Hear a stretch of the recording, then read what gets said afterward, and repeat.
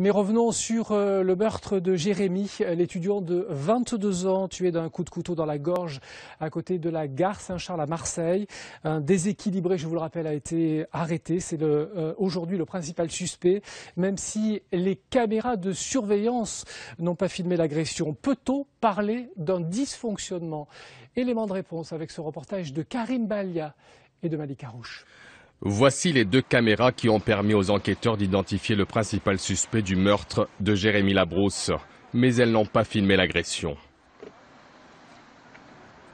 Nous le voyons avant l'agression de Jérémy Labrousse sur la zone où cette agression va être commise. Nous le voyons après, mais le système de balayage fait que l'agression elle-même n'a pas été filmée.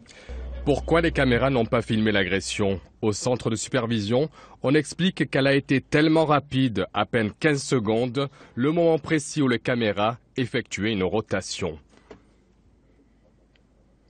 Il se peut qu'effectivement une caméra, si elle était dans le sens opposé de l'agression, n'ait pas filmé l'agression ou n'ait pas filmé une scène particulière que les enquêteurs recherchent. Ça peut toujours se produire, étant donné que les caméras, comme vous le voyez, tournent de manière aléatoire. C'est pourquoi les policiers attendent beaucoup des analyses ADN prélevées sur le principal suspect.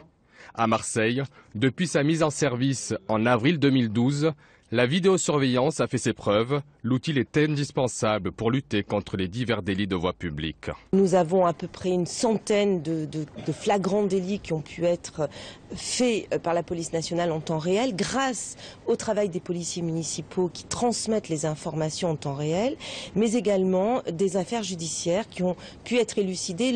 Le parquet nous le dit, le taux d'élucidation a été multiplié par 2 et par 3 grâce aux caméras.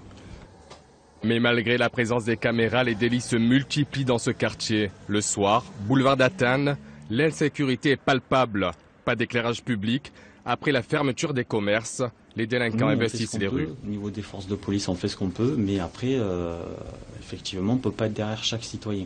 Voilà. Donc c'est pour ça que les caméras, ça peut être un élément, mais c'est pas la panacée, quoi. Un quartier réputé comme le QG de tous les trafics. Drogue, prostitution, vol avec violence. Les habitants ont peur.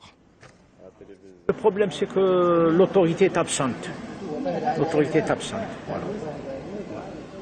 C'est l'insécurité totale du quartier. Demain, le ministre de l'Intérieur est attendu à Marseille pour faire un point sur la lutte contre la délinquance.